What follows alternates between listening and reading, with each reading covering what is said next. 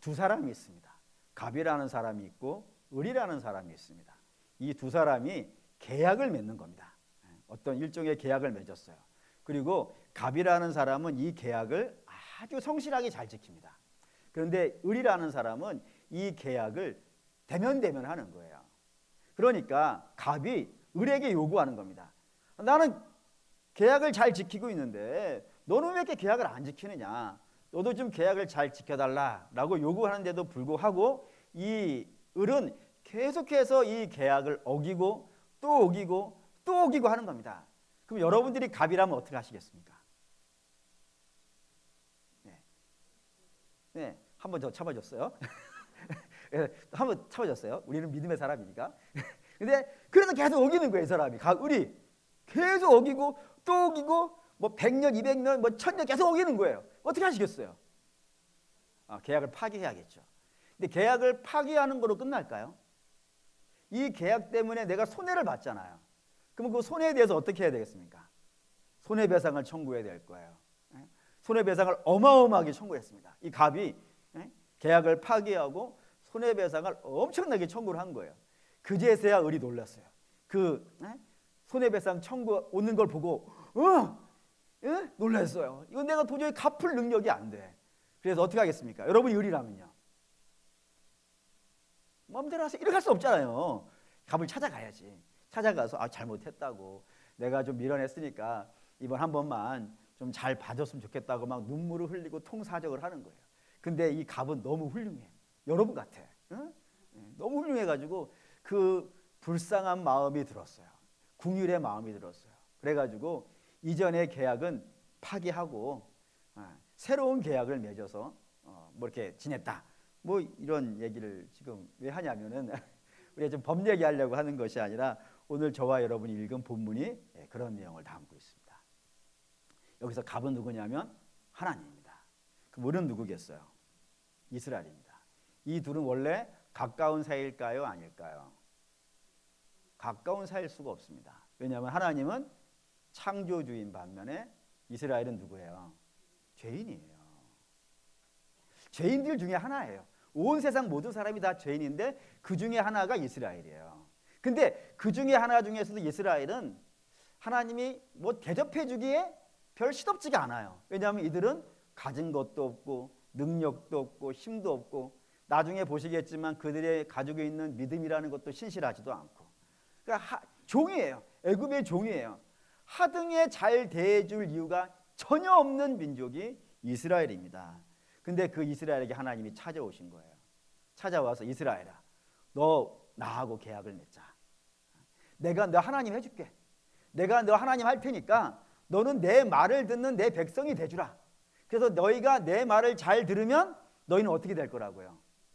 모든 민족 중에 뛰어난 자가 되게 해주겠다 라고 기가 막힌, 자격도 없는 백성에게 주께서 어마어마한 계약을 체결해 주신 거예요. 그리고 이 계약을 어느 날 한 번 툭 하고 말아버린 것이 아니라 계속 반복해서 이야기한단 말입니다. 예를 들어서 첫 번째는 시내산 밑에서 계약을 맺었고, 그리고 두 번째는 이스라엘이 가나안 들어가기 직전에 모압 평지라는 곳이 있습니다. 그 모압 평지에서 유명한 계약을 맺어요. 그게 신명기 28장인데 여러분도 아시는 거예요. 너희가 내 말을 듣고 잘 순종하면 적들이 한 길로 왔다가 10길로 도망갈 것이고, 그리고 너희가 머리가 될지언정 꼬리가 되지 않을게 주며 너희의 산업이 뭐 어마어마한 복들을 막 나열하시면서 너희가 내 말을 잘 들으면 내가 이렇게 영광스럽게 해줄게, 모압 평지에서도 약속을 하셨어요. 그리고 가나안에 들어가서도 여호수아가 죽을 때 다시 한번 비석을 세우면서 하나님과 약속을 갱신하기도 했고, 그 뒤에 사울 때도 하나님이 너희가 내 말을 잘 들으면 복을 받을 것이라고 말씀을 하셨고, 다윗 때도 말씀하셨고요, 솔로몬 때도 또 말씀을 하셨고, 솔로몬 이후에 나오는 왕들에게도 똑같은 말씀을 하셨어요. 너희가 다윗같이만 한다면, 너희가 다윗같이만 한다면 내 나라가 장구하리라. 이런 말씀들을 계속하면서 약속을 상기시켜줬다고요. 그럼 이런 약속을 하나님께서 지키셨을까요? 안 지키셨을까요? 하나님 열심히 지키셨죠. 하나님 열심히 지키셨어요. 아브라함 부르실 때부터 아브라함 지키기 위해서 하나님이 얼마나 열심히 하셨는지 아시죠? 예? 아브라함, 이거 또 얘기해야 되네. 아브라함 부인 2번 팔아먹었어요. 그거 누가 다 찾아온 거예요. 하나님 찾아왔어요. 아브라함은 그거 어떻게 보내놓고 사는지 모르겠어요. 하나님이 찾아오셨어요. 이삭도 지압이 닮아서 팔아먹었어요. 부전자전이에요 완전히. 그것도 누가 찾아와요? 하나님이 찾아와요. 그리고 야곱 같은 경우에는 완전히 집안에서 쫓겨나가지고 거의 망가지잖아요. 그것도 하나님이 지켜주셔요. 또 가나안에 온통 기근이 발생되어져 가지고 다 죽게 되었을 때는 하나님께서 그거를 미리 대비하셔 가지고 요셉을 통하여서 애굽에 살 길을 만들어 놓으시고, 그리고 야곱의 가문을 불러다가 거기서 지켜주시기도 하셨고요. 또 애굽에서 거의 죽게 되었을 때 하나님이 계속 지켜주시죠. 그 뒤에는 하나님께서 모세를 보내셔가지고 출애굽도 시켜주셨고, 출애굽해가지고 가나안 가는 그 40년 광야길도 우리 하나님 지켜주셨고, 여호수아를 통해서 가나안 들어가는 것 더 이상 말을 해도 부족할 만큼 하나님께서는 당신의 하신 약속을 어떻게 하시는 거예요? 철저히 지키시는 거예요. 근데 반면 이스라엘은 그 약속을 잘 지킬까? 이스라엘은 잘 안 지킵니다. 잘 안 지킨다는 말로도 부족해요. 그들은 그냥 배신해 끊임없이 하나님을 배신해요. 그래서 하나님이 저들을 꾸짖습니다. 근데 꾸짖으면 그때뿐인 거예요. 그때는 회개하고 돌아와요. 근데 항상 그때뿐이야. 그게 참 안타까운데, 어쨌든 그게 반복되어지자 하나님께서 더 이상은 안 되겠다 싶으셔가지고 이 계약을 파기하십니다. 파기하시고 저들을 팔아버리셨어요. 어디에다가? 바벨론에다가 팔아버리셨습니다. 근데 이 팔아버림도 영구하게 팔아버린 것이 아니라 70년이라고 하는, 우리식으로 말하면 유기징역 같은 거예요. 바벨론에다가 70년간 감옥 생활을 보내버리는 그런 일이 발생이 되었어요. 그게 하나님의 사랑입니다. 하나님 붙잡으시면 어떻게 하시는 거예요? 버리지 않는 거예요. 혼낼지언정, 망할지언정, 죽일지언정. 목사님 죽이면 끝난 거 아니겠습니까? 그건 우리 이야기고, 하나님 어떻게 하실 수 있는 분이에요? 죽은 자를 살릴 수 있는 분이니까 하나님 이렇게 하시는 거예요. 벌을 내리시는 겁니다. 70년간 벌을 살고 저들이 예루살렘에 돌아와요. 돌아와서 무수한 어려움이 있음에도 불구하고 성전을 지어냅니다. 하나님이 짓게 도와주시는 거예요. 뿐만 아니라 수많은 대적자들이 있었음에도 불구하고 성벽을 완공시킬 수 있도록 해주신 겁니다. 그런 모든 역사를 쭉 지켜본 바벨론 포로에서 돌아온 이스라엘이 그제서야 정신을 차렸어요. 정신을 차리고 에스라를 찾아갑니다. 에스라를 찾아가서 하나님 말씀 좀 알려주십시오. 우리에게 좀 들려주십시오 라고 에스라에게 부탁했고, 에스라는 하나님 말씀을 성실하게 말씀을 증거하는데 한번 볼까요? 8장 8절 9절 8장 8절 9절 느헤미야 8장 8절 9절 읽겠습니다. 하나님의 율법책을 낭독하고 그 뜻을 해석하여 백성에게 그 낭독한 것을 다 깨닫게 하니 백성이 율법의 말씀을 듣고 다 우는지라. 총독 느헤미야와 제사장 겸 학사 에스라와 백성을 가르치는 레위 사람들이 모든 백성에게 이르기를 오늘은 너희 하나님 여호와의 성일이니 슬퍼하지 말며 울지 말라. 하나님 말씀을 성실하게 선포했더니 이스라엘이 어마어마한 충격을 받았어요. 어마어마한 충격을 받아가지고 어떻게 했다고요? 울어서는 안 되는 날까지, 기쁜 날까지 막 통곡하는 일이 발생이 되어졌다 이겁니다. 왜 저렇게 저들이 통곡하는 걸까요? 저들이 이렇게 수많은 어려움과 고통에 빠지게 되었던 원인을 안 겁니다. 그 원인이 뭐냐면 9장 34절에서 37절 9장 34절에서 37절 읽겠습니다. 우리 왕들과 방백들과 제사장들과 조상들이 우리 주의 율법을 지키지 아니하며 주의 명령과 주께서 그들에게 경계하신 말씀을 순종하지 아니하고 그들이 그 나라와 주께서 그들에게 베푸신 큰 복과 자기 앞에 주신 넓고 기름진 땅을 누리면서도 주를 섬기지 아니하며 악행을 그치지 아니하였으므로래요. 뭐 때문에 이런 고난을 당했다고요? 죄 때문인데 그 죄의 구체적인 내용들이 나온 거란 말입니다. 그게 뭐라고요? 하나님 말씀에 순종하지 않았다고. 하나님은 당신이 우리에게 하신 약속을 성실하게 지키시기 위해서 우리에게 각종 좋은 것을 어마어마하게 주셨다 이거예요. 어마어마하게 주셨는데 그 어마어마하게 주신 걸 좋은 거를 먹으면서도 불구하고 뭐 하더라고요? 불순종하였다 이겁니다. 그래서 하나님께서 저들을 심판하시는데 그 심판에서 고난을 받고 종이 되어져서 힘든 생활을 보냈다고요. 그걸 알았다 이겁니다. 그러자 그들이 뒤에 한 행동이 있어요. 9절 1절 2절. 9장 1절 2절 읽겠습니다. 그달 29날에 이스라엘 자손이 다 모여 금식하며 굵은 베옷을 입고 티끌에 무릅쓰고 모든 이방 사람들과 절교하고 서서 자기의 죄와 조상들의 허물을 자복하고. 우는 걸로 끝나는 게 아니라 자기 죄를 알았기 때문에 우는 걸로 끝난 것이 아니라 그 뒤에 뭐가 붙어왔다고요? 죄를 뒤집어 썼다는 건 뭐겠어요? 회개하는 것이지. 죄 위에 서가지고 하나님께 통해 자복하면서 회개하는 일을 했다 이겁니다. 4절도 읽을까요? 4절 읽겠습니다.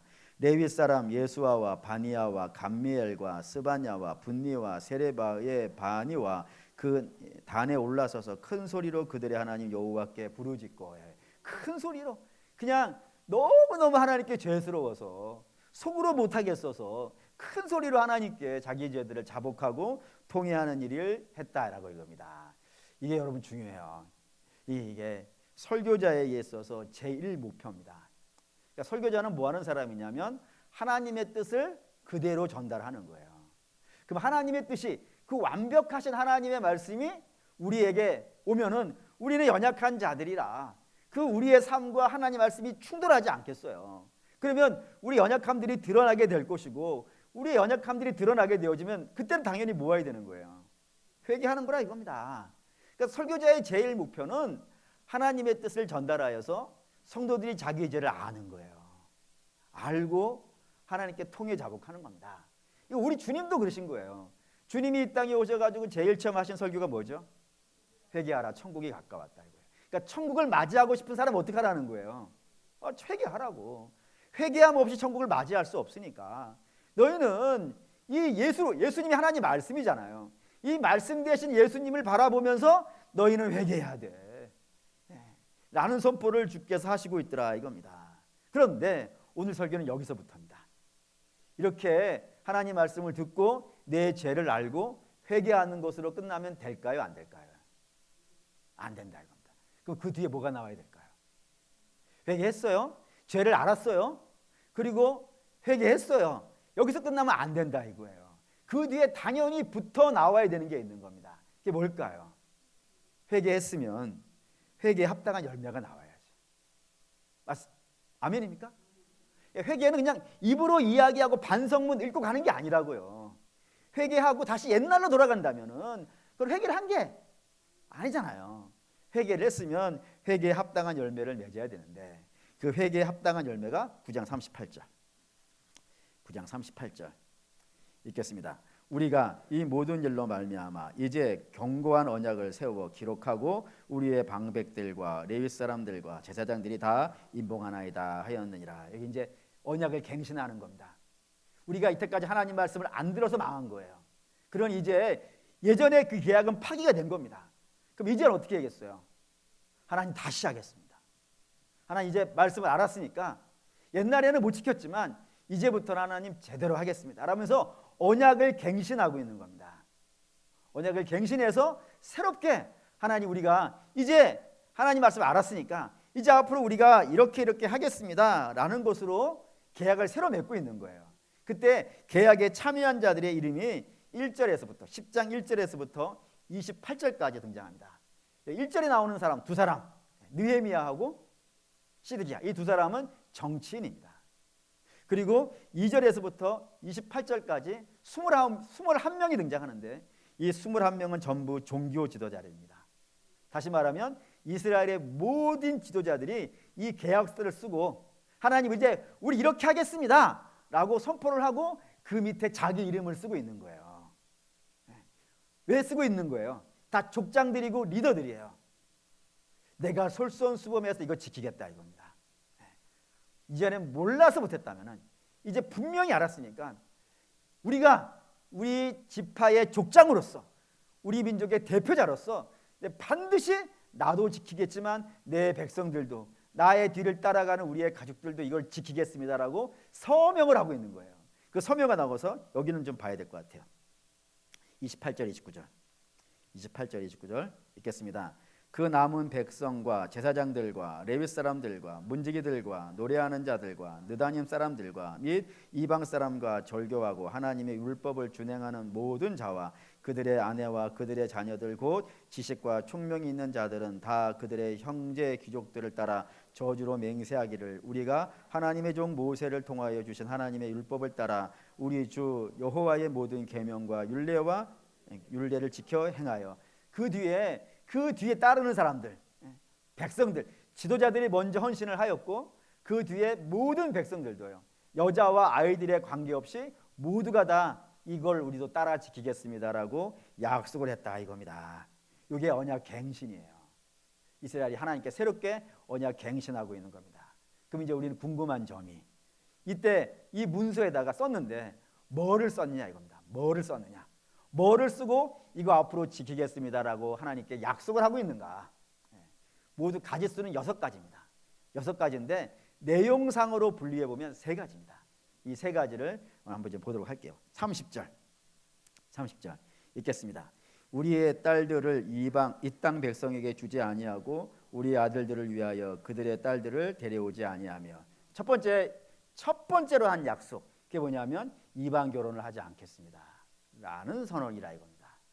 근데 이거 이방 결혼이라는 거를 그냥 이스라엘 외에 다른 사람하고 결혼하지 않는다 이 정도로 작게 놓고 보시면 좀 부족하니까 이방 결혼이 성경에 어떤 의미가 있는지 한번 이제 보도록 할게요. 창세기 24장 아브라함이 이삭을 결혼시킬 때 있었던 일을 성경이 기록하고 있어요. 창세기 24장 3절 4절 창세기 24장 3절 4절 창세기 24장 3절 4절 읽겠습니다. 내가 너에게 하늘의 하나님 땅의 하나님이신 여호와를 가르쳐 맹세하게 하노니 너는 내가 거주하는 이 지방 가나안 족속의 딸 중에서 내 아들을 위하여 아내를 택하지 말고 내 고향 내 족속에게로 가서 내 아들이 이삭을 위하여 아내를 택하라 했습니다. 아브라함이 자기의 종 엘리에sek을 자기의 아들의 매파로 삼아가지고 결혼을 시키려고 하는데 누구하고는 결혼하지 말고 누구하고는 하라고 했다고요. 가나안 족속의 딸들하고는 결혼하지 말고 누구하고는 하라고요. 내 고향 친척에 있는 사람 거기가 하란입니다. 하란에 있는 사람하고는 하라 이거예요. 그러면 하란은 이스라엘일까요? 아닐까요? 아니죠. 거기도 이방이에요. 그러니 가나안 족속도 이방이고 하란에 있는 사람도 이방이에요. 근데 가나안 족속하고는 하지 말고 하란 족속하고는 하라는 거예요. 좀 더 봐야겠죠? 이것만 갖고는 좀 부족할 것 같아요. 신명기 7장 신명기 7장에도 중요한 말씀이 있어요.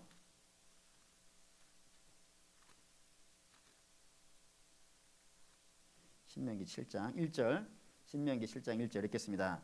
내 하나님 여호와께서 너를 인도하사 내가 가서 차지할 땅으로 들어가서 내 앞에서 여러 민족 곧 헷 족속과 기르가스 족속과 아모리 족속과 가나안 족속과 브리스 족속과 히위 족속과 여부스 족속 곧 너보다 많은 힘이 센 7 족속을 쫓아내실 때에 했습니다.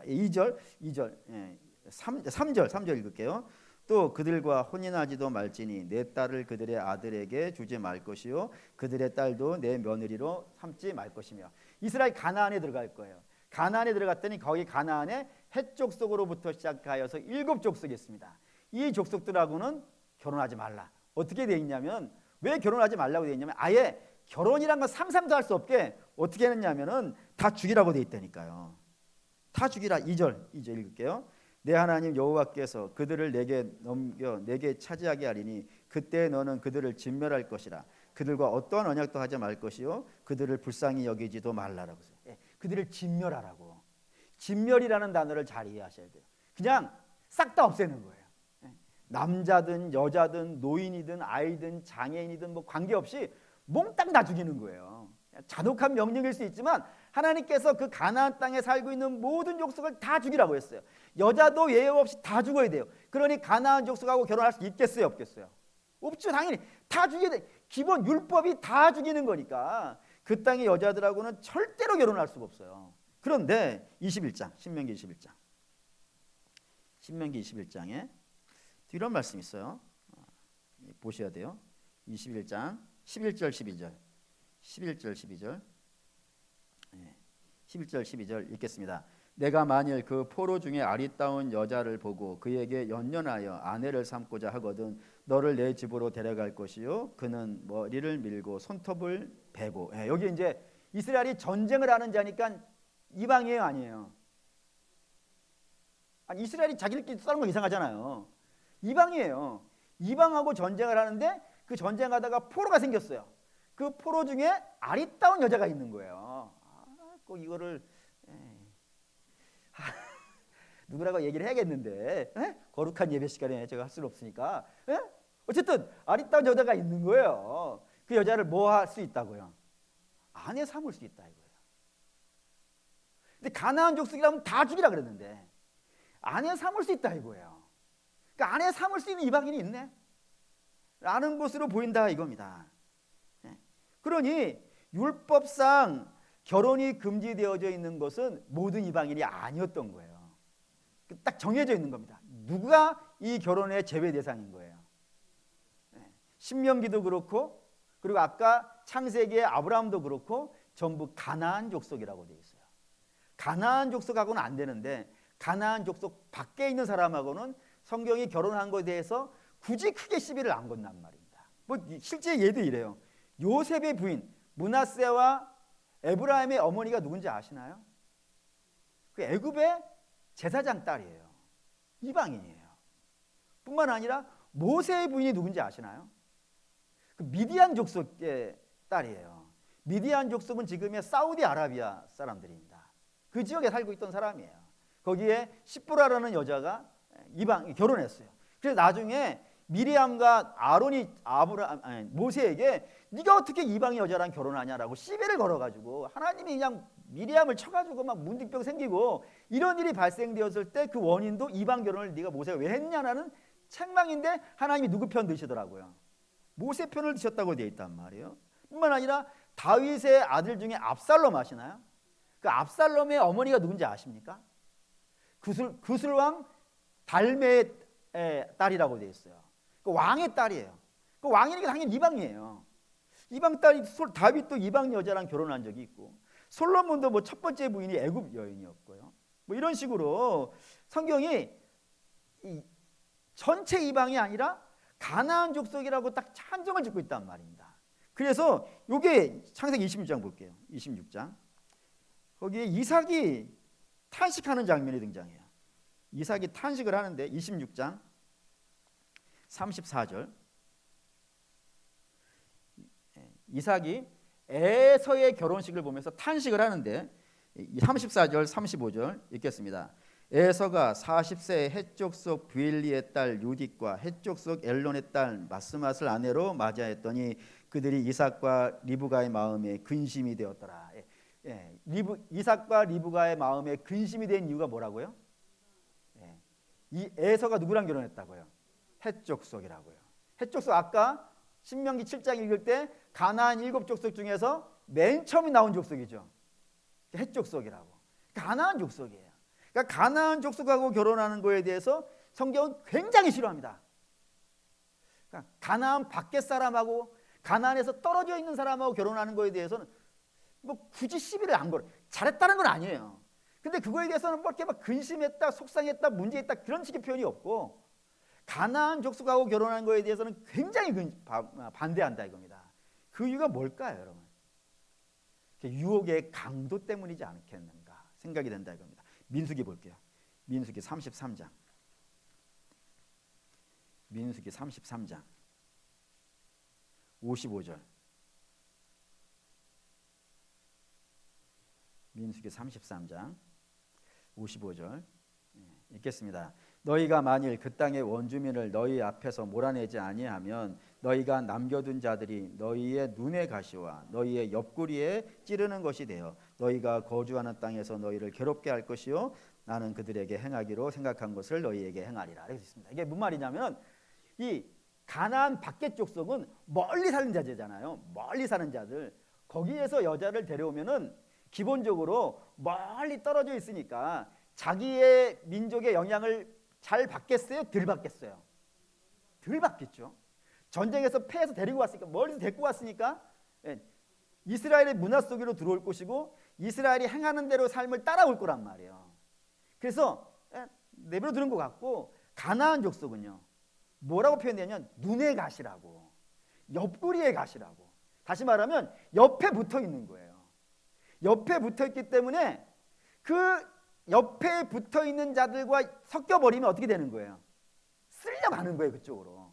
멀리 있는 자들은 저들이 멀리서 왔으니까 안 쓸려가는데, 옆에 있는 자들은 쓸려간다 이겁니다. 다시 말하면 이방 결혼을 성경이 왜 금지를 하고 있냐면 이방인이 나쁜 사람이다 이런 개념이 아니라는 거예요. 이방인이 나쁘다, 나쁜 거로 말하면 이스라엘도 마찬가지예요. 나쁜 거는 이방인이랑 똑같단 말입니다. 근데 성경이 이방 결혼을 금지하는 가장 중요한 이유는 신앙이 섞인다 이거예요. 신앙의 문제가 된다고요. 너희의 신앙이 순수해야 돼. 우리의 신앙은 세상하고 적당히 섞이면 안 되고, 우리의 신앙은 어떻게 해야 되냐면 굉장히 순수해야 되는데, 이 순수한 신앙이 옆에 있는 자들에 의해서 섞여버리게 되어진다 그러면 너희가 무너지게 되니까, 하나님의 심판을 너희도 받게 되니까 성경이 이방 결혼을 금지하는 것으로, 신앙 때문에 그렇다 이거. 신앙 때문에 그걸 금지시켰다 이겁니다. 그래서 예전에 제가 청년부 사역할 때 이게 굉장히 고민이 됐어요. 굉장히 고민이 돼가지고 어떻게 하면 청년들에게 결혼하는데 제가 좀 어떻게 가이드를 줄 수 있을까 고민하다가 성경 이거 읽으면서 이렇게 이제 가르쳐 줬어요. 야, 기본이 있다. 성경에서 결혼은 기본은 성도하고 해야 된다. 그건 기본이다. 왜? 우리의 결혼은 천국을 맛보는 것이어야 될 것이고, 합력하여서 주의 뜻을 이루어야 될 것이고, 주님의 교회를 함께 잘 섬기는 그런 믿음의 사역이 돼야 되지, 그 결혼이 영적인 전쟁터가 돼야 될 필요가 있겠냐. 굳이 그거를 사서해야 될 필요가 있겠냐. 그러니 이왕 결혼하는 거라면 기본은 성도랑 하는 게 좋겠다라고 이야기를 했어요. 그런데 이 세상에는 기본만 있는 건 아니더라. 예배도 좀 붙어있더라 했습니다. 다시 말해서 하나님이 이방과의 결혼을 허락하시는 경우도 있는 것 같아요. 그래서 가장 대표적인 예가 저희 집입니다. 저희 어머니는 신앙인이고 아버지는 우상숭배자예요. 두 분이 결혼을 하셨어요. 물론 어머니가 엄청 고생하셨지. 뭐 고생이야 뭐 이루 말할 수 없이 하셨어요. 근데 그분이 결혼하지 않으셨다면 제가 안 왔을까 생각이 드는 거예요. 하나님이 이렇게 하셨다는 생각이 들어요. 뿐만 아니라 저만 그런 게 아니라 디모데도 그래요. 디모데의 아버지는 헬라 사람이에요. 불신자예요. 반면에 어머니는요. 그보다 그 어머니 누가 유니게가 할머니인가?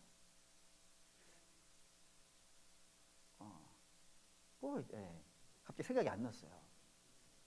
집에 찾아보세요. 3장에 있어요. 디모데후서 3장에. 어쨌든 그 할머니 로이스, 유니게 어느 게 먼저인지 모르겠네. 생각이 안 나네. 어쨌든 그 외할머니도 신앙이 깊고 어머니도 신앙이 깊어요. 그런 가문이 결혼해가지고 디모데가 났어요. 근데 성경의 인물이 아니더라도 어거스틴, 은혜론, 우리가 알고 있는 복음의 은혜론을 가장 잘 설교를 했던 분이 교부 어거스틴입니다. 그 어거스틴도 그 아버지는 이교도예요. 어머니 모니카는요, 조상 대대로 믿음이 있는 가정이에요. 하나님이 그걸 허락하시는 것 같아요. 그래서 거기에서 어거스틴이라는 사람이 나기도 하고, 뿐만 아니라 결혼을 해가지고 신앙인이 되시는 분들도 굉장히 많아요. 하나님이 그걸 허락하시는 것 같아요.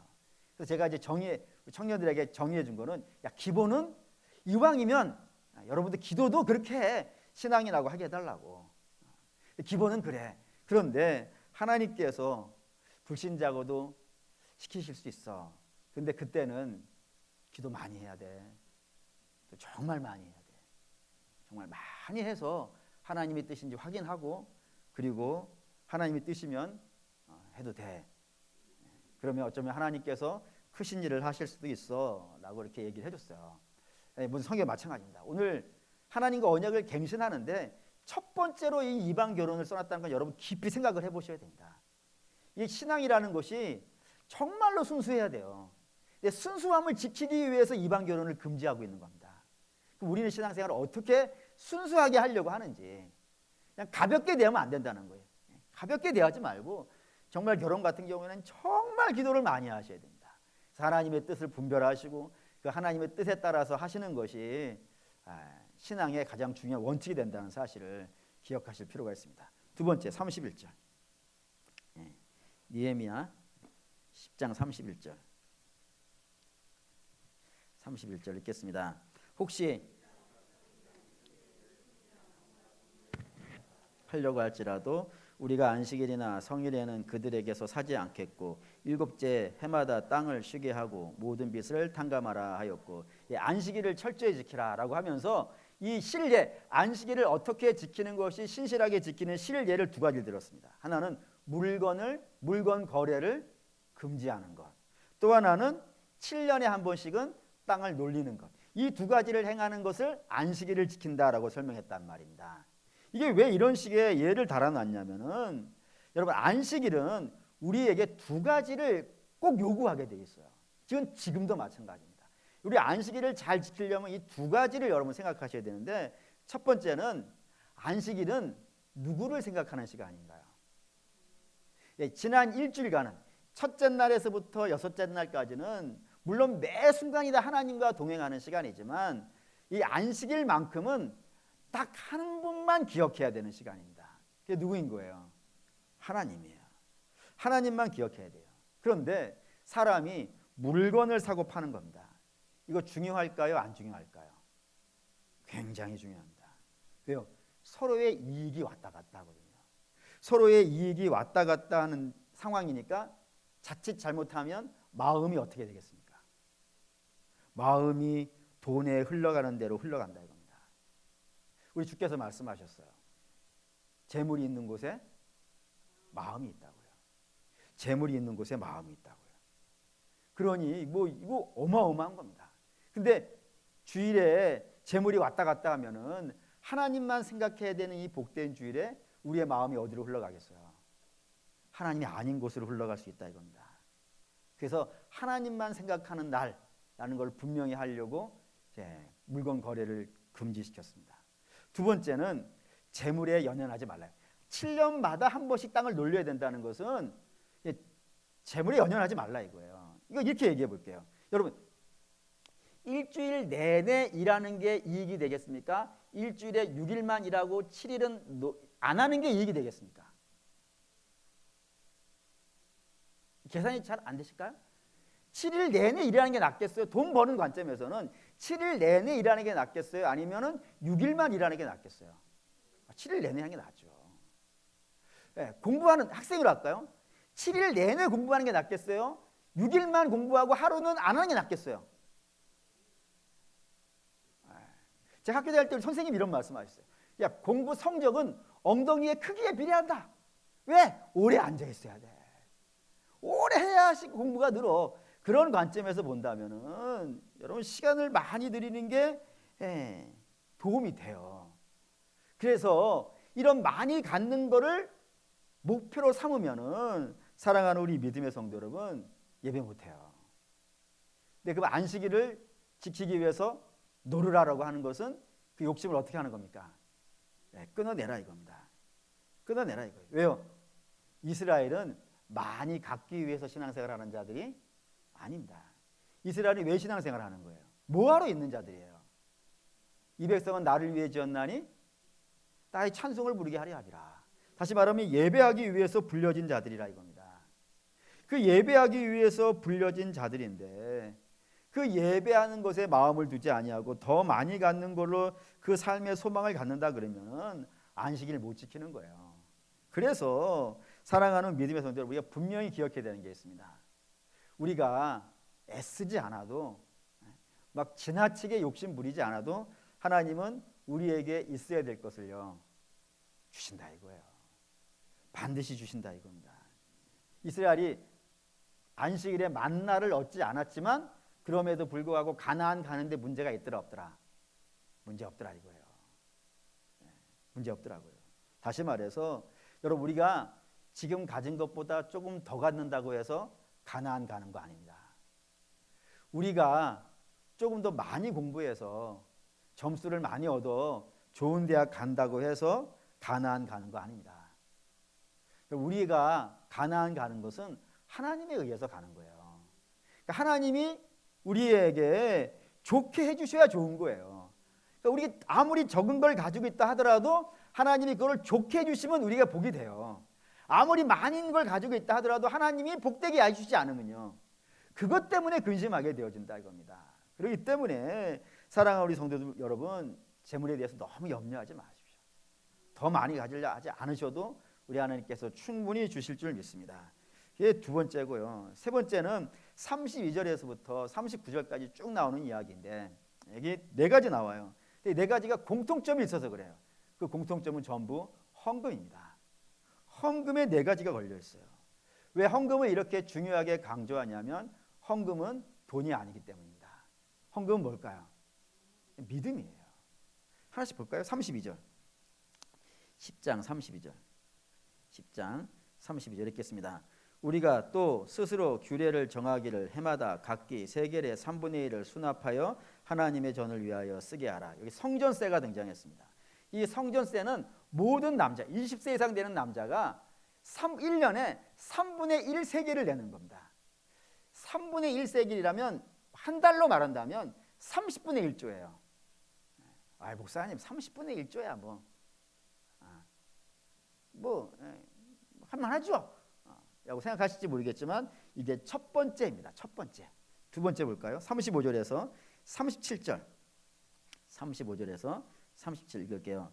해마다 우리 토지 소산의 만물과 각종 과목의 첫 열매를 여호와의 전에 드리기로 하였고, 또 우리의 맏아들들과 가축의 처음 난 것과 소와 양의 처음 난 것을 율법에 기록된 대로 우리 하나님의 전으로 가져다가 우리 하나님의 전에서 섬기는 제사장들에게 주고, 또 처음 익은 밀의 가루와 거제물과 각종 과목의 열매와 새 포도주와 기름을 제사장들에게로 가져다가 우리 하나님의 전 여러 방에 두고라고 했습니다. 여기 이제 첫 번째, 그 해에 나는 첫 번째 산물은, 첫날 얻은 산물은 다 어떻게 하라고요? 하나님께 드려야 된다 이겁니다. 왜요? 첫 번째 것은 다 하나님의 것이니까 라고 되어져 있고, 그 뒤에 37절 읽었던 그 뒤부터요, 또 붙어 있겠습니다.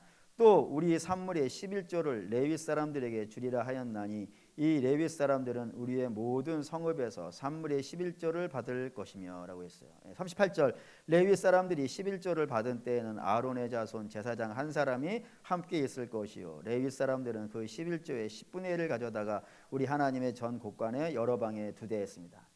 11조를 레위 사람들은 이스라엘 12지파 사이에 흩어져 살고 있거든요. 그 흩어져 살고 있는 레위 사람들이 자기 지파에, 자기가 소속되어 있는 지파의 성마다 돌아다니면서 11조를 거둬라 이겁니다. 11조를 거둬와라.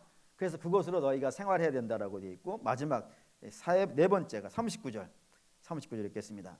곧 이스라엘 자손과 레위 자손이 거제로 드린 곡식과 새 포도주와 기름을 가져다가 성소의 그릇들을 두는 골방, 곧 섬기는 제사장들과 문지기들과 노래하는 자들이 있는 골방에 둘 것이라. 그리하여 우리가 우리 하나님의 전을 버려두지 아니하리라. 했습니다. 여기 이제 이거는 성전에다가 봉헌할 물건들을 걷어와라라고 되어 있어요. 그래서 어느 학자가 조사를 했어요. 그래서 이 28절에서부터 39절까지 이스라엘이 드린 헌금을 총 모았더니 총 얼마나 나왔냐면 10분의 2조가 나오더라 이거예요.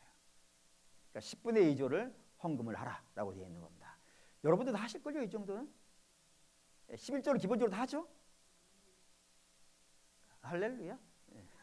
그리고 뭐 주정헌금, 감사헌금, 건축헌금, 성교헌금 합치면 또 11조 안 되나? 한번 집에 가서 계산해 봅시다. 어쨌든 이렇게 10분의 2조를 하는 것이 기본으로 되어 있다 이겁니다. 왜 그럴까요, 여러분? 왜 헌금 이렇게 하나님이 하라고 명하시고 이스라엘은 새로운 영역 갱신을 하면서 헌금의 문제를 이렇게 깊이 다룰 거예요. 4가지나 다룰 거예요. 그 이유는 사랑하는 여러분, 돈은 인생에서 가장 위험한 우상입니다. 가장 위험한 우상입니다. 마태복음 6장 34절 6장 24절 보죠. 마태복음 6장 24절. 마태복음 6장 24절. 거기에 여러분도 잘 알고 있는 유명한 말씀이 하나가 있습니다. 6장 24절. 네. 읽겠습니다. 한 사람이 두 주인을 섬기지 못할 것이니 혹 이를 미워하고 저를 사랑하거나 혹 이를 중히 여기고 저를 경히 여김이라. 너희가 하나님과 재물을 겸하여 섬기지 못하리라. 하나님의 맞상대로 재물을 써놨다 이거예요. 그래서 이거 한글 성경 보면 잘 이해가 안 되는데 헬라어 성경에는 이 재물을 맘몬이라고 써놨단 말이에요. 바벨론의 신의 이름입니다. 이 땅에 나타난 나라들 중에서 가장 대단한 나라 하면은 다니엘이 금의 나라라고 불렸던 바벨론입니다. 그 바벨론의 모습을 성경은 이렇게 설명해요. 요한계시록 17장. 요한계시록 17장에 바벨론의 모습을 이렇게 설명합니다.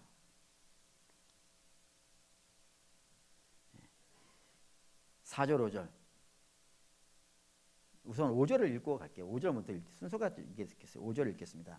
그의 이마에 이름이 기록되었으니 비밀이라 큰 바벨론이라 땅의 음녀들과 가증한 것들의 오미라 하였더라. 여기 이제 바벨론이 등장했어요. 바벨론을 음녀라고 하는데 이 음녀가 어떤 역할을 하냐면 17절 볼까요? 17장 1절 읽겠습니다. 또 7 대접을 가진 7 천사 중 하나가 와서 내게 말하여 이르되 이리로 오라. 많은 무리에 앉은 큰 음녀가 받을 심판을 내게 보이리라. 2절 땅의 임금들도 그와 더불어 음행하였고 땅에 사는 자들도 그 음행의 포도주에 취하였다. 이게 큰 음녀가 바벨론인데 이 바벨론이 얼마나 막강한지 2절에 땅에 있는 모든 임금들이라고 되어 있다고요. 그러니까 땅에 나름대로 이름 깨나 날리는 그 대단한 자들도 이 바벨론에 다 넘어가더라 이겁니다. 왜 넘어가냐면 그 넘어가는 이유가 거기에 이제 4절에 있어요. 4절 읽겠습니다. 그 여자는 자줏빛과 붉은빛 옷을 입고 금과 보석과 진지로 꾸미고 손에 금잔을 가졌는데 가증한 물건과 그의 음행에 더러운 것들이 가득하더라라고요. 다 뭘로 되어 있는 거예요? 돈으로 되어 있다니까요. 이 돈이 얼마나 화려한지 땅의 임금들도 그 나름대로 힘께나 쓴다고 하는 그 임금들도 이 돈 앞에 다 굴복하더라 이겁니다. 그러니 성도들도 이 돈의 유혹에 빠져버린다면요. 안 끌려갈 것 같습니까? 끌려간다 이거예요. 그래서 아예 디모데전서 보죠. 디모데전서 6장 8절에서 10절. 6장 8절에서 10절 읽겠습니다. 우리가 먹을 것과 입을 것이 있은즉 족한 줄로 알 것이라. 부하려 하는 자들은 시험과 울무와 여러 가지 어리석고 해로운 욕심에 떨어지나니 곧 사람으로 파멸과 멸망에 빠지게 하는 것이라. 돈을 사랑함이 일만하게 뿌리가 되나니 이것을 탐내는 자들은 미혹을 받아 믿음에서 떠나 많은 근심으로써 자기를 찔렀도다라고요. 하나님께서 주는 거에 만족하라 이거예요. 성도는 당연히 열심히 일을 해야 됩니다. 성도는 하나님께서 충성 때 일하라고 했으니까, 땀 흘리고 수고하면서 열심히 일하라고 했으니까 당연히 이 땅에서 열심히 일을 해야 됩니다. 그리고 그거에 대해서 하나님이 주시는 것에 만족하고 살아야지. 더 가지려고 하는 그 순간에 어떤 일이 벌어진다고요? 큰일 난다 이겁니다. 오늘 집에서 뭐 점심 식사하는 중에 우연찮게 TV를 봤는데 거기 이런 내용 나오더라고요. 한 전 남편이 있고 현 남편이 있는데 전 남편의 사이에서 2명의 아이가 있는데 이 2명의 아이가 있음에도 불구하고 전 남편을 죽였어요. 그리고 현 남편도 그 사이에서 아들이 하나가 있는데 현 남편도 죽였어요. 그리고 그 시어머니도 죽였어요. 그 이유는 보험금 때문이었어요. 여러분 이런 세상이에요. 가족을 몰라보는 거예요. 그러니 뭐 부모 자식 남편도 모르는 판인데 뭐 형제 자매는 뭐 말할 것 같습니까? 그 신앙인들 될 것 같습니까? 여러분 돈의 유혹에 빠진다 그러면은 믿음 견디기 힘듭니다. 하나님이 아예 그걸 끊어버리시는 겁니다. 내가 끊어. 그게 봉헌이잖아요. 우리의 생돈을, 피 같은 돈을 절단해서 하나님께 드림으로 내가 더 이상 이 돈에 의해서 끌려가는 자가 아니라 하나님이 주신 것으로 만족하며 살겠습니다라는 믿음의 고백이 봉헌이에요. 그러니 사랑하는 여러분, 돈의 노예가 되는 건 굉장히 위험합니다. 돈을 인생의 주인 삼고 돈을 목표로 살면 안 됩니다. 우리의 신앙의 목표는 누구인 거예요? 예수님이에요. 예수님의 표대이지 인생의 영광이나 돈이나 권력이나 힘이나 이런 것들이 인생의 표대가 되는 그 순간에 여러분 우리 무너집니다. 그 때문에 그런 거는 끊어낼 수 있어야 되고 오직 하나님만 봐야 된다 이겁니다. 그리고 오늘 언약 갱신하고 있는 겁니다. 언약 갱신하는데 세 가지를 중심에 놨다는 거 꼭 기억하세요. 이방과 섞이지 않는 겁니다. 신앙 어떻게 돼요? 순수하셔야 돼요. 그 순수함을 지키기 위해서 이방 결혼도 안 하는 겁니다. 뿐만 아니라 두 번째는 안식일은 누구만 생각하는 거예요? 하나님만 생각하는 거예요. 그리고 세 번째, 우리의 주인은 하나님이에요. 하나님 외에 다른 것이 되면 우상이 되는 거예요.